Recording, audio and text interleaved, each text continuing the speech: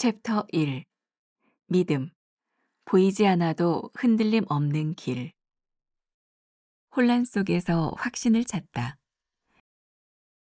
요한복음 2장 1절부터 11절.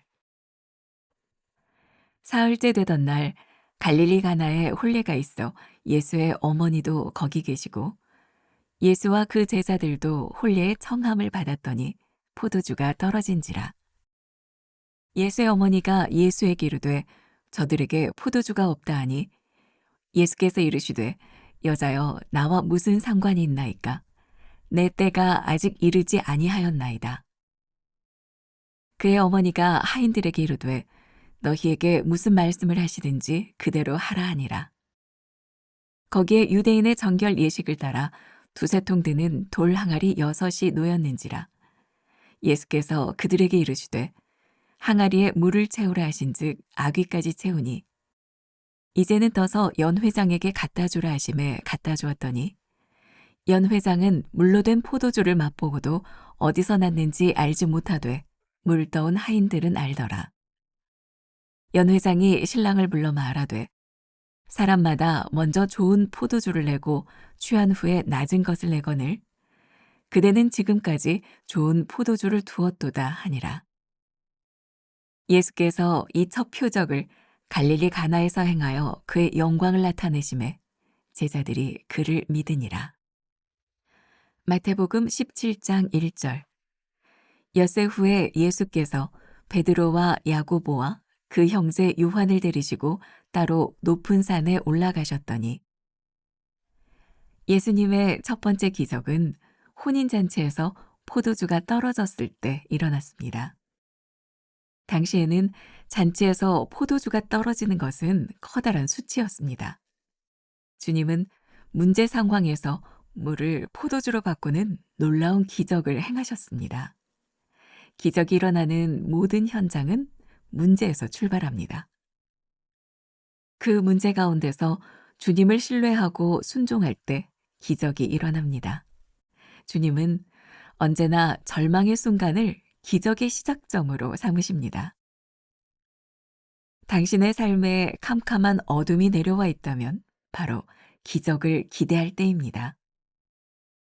혹시 인생의 밤을 지나고 있습니까? 당신의 믿음이 빛을 발할 때입니다. 다윗은 그의 노염은 잠깐이요 그의 은총은 평생이로다. 저녁에는 울음이 깃들지라도 아침에는 기쁨이 오리로다 라고 노래했습니다. 문제 없이는 기적도 없습니다. 그러므로 문제는 변장한 축복인 셈입니다. 부족함 그대로 하나님을 만나십시오. 예수님은 변화산에 오르시기 직전 자신이 예루살렘에 올라가 고난을 받고 죽임을 당한 후 부활할 것임을 제자들에게 처음으로 분명하게 말씀하셨습니다. 이 예고는 제자들에게 큰 충격과 혼란을 주었습니다. 변화산은 온전함으로 오르는 산이 아니라 부족함을 아는 채 하나님을 만나기 위해 오르는 산입니다.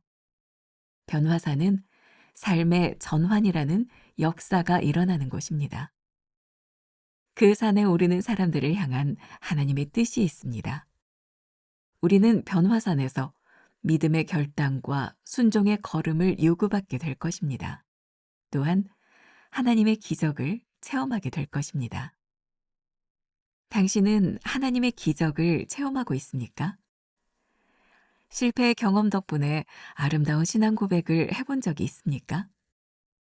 변화산을 오르는 믿음의 결단을 매일 합니까? 정말 시간이 살같이 빠르게 지나가죠. 1월을 시작하면서 여러분들이 마음속에 가졌던 결심, 송구영신 예배 때 여러분들이 써냈던 기도 제목들을 한번 다시 꺼내보면 어떨까요? 내가 지금 제대로 살아가고 있는가? 우리는 어제와 그제를 통해서 우리들의 올바른 선택이 얼마나 중요한지에 대한 이야기를 나눴고 우리의 선택에 의하여 우리들의 축복이 나의 것이 될 수도 있고 저주가 될 수도 있다는 것을 우리들이 배웠습니다. 우리들의 삶에 이렇게 명확하게 선택을 해야 되는 상황만 있는 것이 아니라 때때로 혼란스러운 상황을 맞이할 때도 있죠. 오늘 제목이 혼란 속에서 확신을 찾다입니다. 그리고 본문 말씀은 우리가 너무나 잘 아는 요한복음 2장에 나오는 예수님께서 첫 번째 기적을 행하셨던 물을 포도주로 만드셨던 가나의 혼인잔치의 이야기입니다. 그리고 또 오늘 말씀은 제가 7개의 산을 가지고 말씀을 전할 때에 이 변화산을 시작하면서 이 산에 올라야 되는 이유를 설명했던 사실은 서론적인 첫 번째 설교이기도 합니다. 그런데 이 7개의 산을 다 지나와서 오늘 우리는 마지막 결론으로 이 말씀을 나누고 있어요. 우리들의 삶에 올라야 될 산들, 그 산이 참 분명하면 좋겠는데 혼란스러울 때 우리는 어떤 결정을 해야 되고 어떤 확신 가운데 살아갈 수 있는가. 선택의 문제가 선이냐 악이냐 이것이냐 저것이냐 확실하면 좋을 텐데 여러분들에게 불확실한 이 상황 가운데서 우리는 어떻게 해야 되느냐 이런 질문을 가지고 말씀으로 들어가도 좋을 것 같아요. 제가 꽤 오래전에 호주 멜번에 집회를 간 적이 있습니다. 그리고 거기에서 제가 군에 군목으로 있을 때 함께 사역을 했던 그 당시는 청년이었지만 그리고 제가 결혼 주례를 했던 그 청년을 멜번에서 만나게 되었어요. 그 청년은 호주로 이민을 갔고 멜번에서 소위 말하는 그 구글 그 음식점의 평가 4.9를 이렇게 받는 유명한 스시집 스시맨이 되어 있었어요. 제가 갔더니 너무 반갑게 목사님 스시를 대접하고 싶다고. 그래서 집에서 가게 문을 하루 닫고 집에서 스시를 만들어서 저를 대접하겠다고 식사 준비를 했는데 그날 제가 일행이 있어서 여러 사람을 예기치 않게 데려가게 되었어요. 그리고 제 걱정은 음식이 모자라면 어떡하지? 혹시 내가 이렇게 데려온 사람들로 인하여 저를 대접하라고 하는 사람이 당황스러우면 어떡하지? 그래서 제가 여기 라면이 있으면 하나 끓여줄 수 있어? 내가 오랫동안 한국을 떠나 있었더니 라면이 먹고 싶네? 라면을 끓여달라 그랬어요. 그리고 제가 맛있게 먹었어요. 그리고 라면 좀 더 끓여줘? 또 라면을 먹었어요.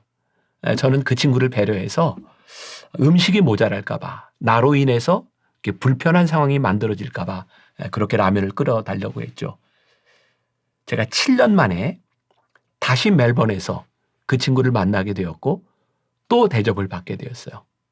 그 친구가 저에게 이런 얘기를 하더라고요. 목사님, 제가 정말 오랜만에 멜번에서 목사님을 만나고 제가 1등 스시맨이 돼서 목사님에게 대접을 하려고 하는데 라면을 맛있게 먹는 목사님의 모습을 보고 제가 얼마나 당황스러웠고 그리고 라면을 맛있게 먹는 목사님을 보면서 제가 절치부심했습니다. 내가 탑 스시맨이 되리라. 흥미로운 얘기죠. 이 친구는 저를 잘 대접하고 싶었던 마음이었고 저는 이 친구를 당황스럽게 하지 않으려고 일부러 라면을 끓여서 달라고 했는데 이 친구에게는 절치부심할 수 있는 계기가 되었던 것 같아요. 근데 이 이야기를 웃으면서 할 수 있었던 이유는 딱 한 가지입니다. 그 상황 가운데서 우리가 실패자가 된 것이 아니라 그 상황 가운데서 아름다운 결과를 만들어냈기 때문이에요. 아이고, 오늘 서론이 되게 기네요. 우리들의 삶의 혼란스러운 순간, 사실은 그것이 문제가 아니라 우리들이 어떤 결과를 만들어낼 수 있느냐, 그것이 우리들에게 중요한 일이겠죠. 오늘 본문 말씀과 연결해 보겠습니다. 예수님의 첫 번째 기적 혼인잔치에서 포도주가 떨어졌을 때 이 일이 일어났다. 우리들의 삶을 혼란스럽게 하는 일이 뭐예요? 이건 내가 컨트롤할 수 없는 상황. 잔치집에서 포도주가 떨어지는 그런 상황. 그런데 이 가나의 혼인잔치는 결혼식을 혼란스럽게 만들었던 이 문제 한가운데서 하나님의 기적이 일어나고 있다는 거예요. 만일 이 혼란스러움으로 끝났더라면 이 이야기는 성경에 실리지 않았을 겁니다. 그런데 잔치집에 이 혼란스러운 상황을 우리 주님께서 기적으로 바꾸어 주셨어요. 물이 포도주가 되는 기적으로 바꾸어 주셨어요. 그러고 보니 우리들의 인생에 문제가 있는 것은 그렇게 큰 문제가 아니죠. 우리의 인생에 혼란스러움을 경험하는 것은 그렇게 큰 문제가 아니죠. 문제는 이 혼란스러움 가운데서 어떤 결과를 만들어 내는가? 포도주가 떨어졌을 때에 어떤 일들이 일어나는가? 여러분들의 인생의 지금 부족감, 혼란스러움 가운데서 어떤 일이 일어나는가? 그게 중요할 것 같아요. 두 번째 문단에 보니까 당신의 삶에 캄캄한 어둠이 내려와 있다면 바로 기적을 기대할 때입니다. 막막함, 캄캄함. 아마 우리의 인생에 누군가는 언젠가는 맞닥뜨리는 상황인 것 같아요. 근데 바로 거기에 기적의 순간이 있다. 10년도 더 된 것 같아요. 제가 우리 성지순례 팀하고 이집트에서 시내산을 올라갔을 때입니다. 대개 시내산에 오르는 사람들이 새벽에 한 2시쯤 이렇게 올라가서 해 뜨는 걸 봅니다. 근데 그 시간에는 너무 사람이 많아요. 제가 가이드하는 분에게 우리 역발상을 한번 해보자. 우리가 꼭 해를 보는 것보다 우리들이 오후에 올라가서 캄캄한 밤에 별을 보는 것도 괜찮겠다. 그래서 제가 엉뚱하게 오후에 올라가자 그랬어요.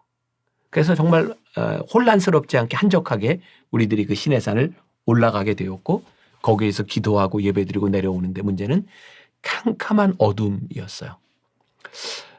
잘 못 걷는 사람들은 낙타를 타고 내려와야 되고 또 잘 못 걷는 사람을 제가 이제 업고 내려와야 되는 그런 상황이기도 했는데 정말 힘들게 그 산길을 내려오다가 제가 힘들어서 잠깐 자리에 앉아서 하늘을 보았을 때였어요. 와우. 너무 별들이 아름답게 빛나는 거예요. 야, 별이 이렇게 아름답게 빛나는구나. 캄캄한 어둠에서 아무도 없는 곳에서 저는 그 시내산에서 제 평생 보았던 별 중에 가장 아름다운 별빛을 보았던 기억이 나요. 언제 우리의 믿음이 빛을 발하고 언제 우리들의 삶에 기적이 일어날 수 있을까요?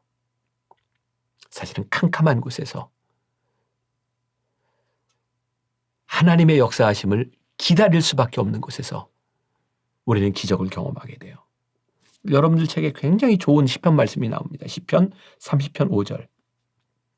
그의 노염은 잠깐이요 그의 은총은 평생이로다. 저녁에는 울음이 깃들일지라도 아침에는 기쁨이 오리로다. 우리들의 인생의 노염, 그러나 은총이 그 노염을 상쇄하고 저녁에 울음이 깃들이지만 아침에 기쁨이 오는 것을 우리들이 경험하며 살아갈 수 있는 것, 그것이 축복된 인생이에요. 우리들의 삶의 캄캄함이나 문제가 없는 인생이 아니라 그것을 바꾸는 인생, 기적을 맛보는 인생. 세 번째, 제일 중요한 문장이 될 것 같아요. 부족함 그대로 하나님을 만나십시오. 사실은 부족함이 문제가 아니라 부족함 가운데서 하나님을 만나지 못하는 것이고 부족함이 문제가 아니라 하나님을 만나게 되면 그 문제는 우리들에게 그렇게 큰 문제가 되지 않는다. 포도주가 떨어졌기 때문에 물이 포도주가 되는 기적을 경험했던 것처럼 누가복음 19장에 삭개오가 키가 작아 예수님을 볼 수 없어 그가 돌감람나무 위에 올라가게 되었을 때에 주님의 눈빛을 보게 되었고 주님을 자기 집에 모시게 되었던 것처럼 오늘 여러분들의 삶의 부족함으로 인하여 일어날 수 있는 기적, 부족함으로 인하여 하나님이 행하시는 기적, 그게 우리들에게 간증이 되는 거죠. 이것이 나의 간증이요 이것이 나의 찬송일세. 간증은 찬송을 동반합니다. 오늘 캄캄한 어둠과 혼란 가운데서 찬송을 부르는 하루가 될 수 있기를. 가장 큰 문제는 문제가 문제인지를 모르는 거죠. 문제를 알면 캄캄한 어둠 가운데서도 혼란 가운데서도 기적을 일으키시는 하나님을 경험하게 됩니다. 그러니 오늘 우리는 하나님 앞에 하나님이 혼란스러움 가운데서 저를 도와주시고 하나님 명확한 저의 문제 가운데서 하나님 역사하여 주옵소서. 여러분들의 문제를 하나님 앞에 고할 때에 우리는 캄캄한 어둠 가운데서 빛나는 별빛을 경험하게 되리라. 이것이 나의 간증이요 이것이 나의 찬송임을 고백하게 되리라. 오늘 하루가 여러분들에게 그런 하루가 될 수 있기를 주님의 이름으로 간절히 축원합니다. 기도하겠습니다.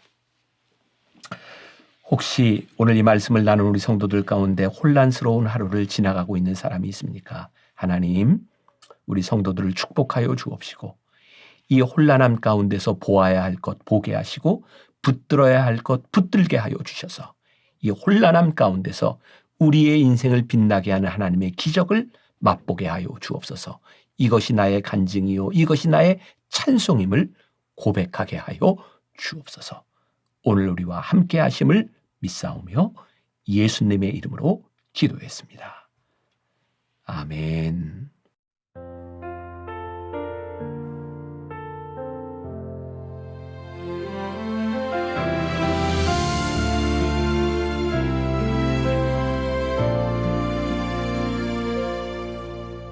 메마른 영혼을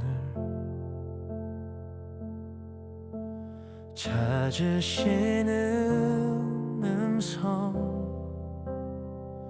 따스한 숨결로 시선으로 내 이름을 부르시네.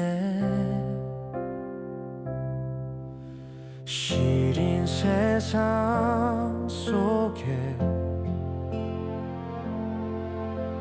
홀로 서 있던 나 비로소 느끼네. 그의 손이 항상 나를 붙드셨네.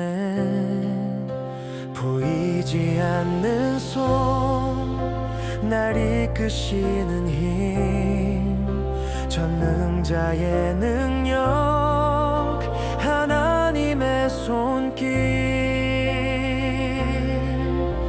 내 능력이 아닌 오직 하나님의 능력, 그의 손으로 인도하네.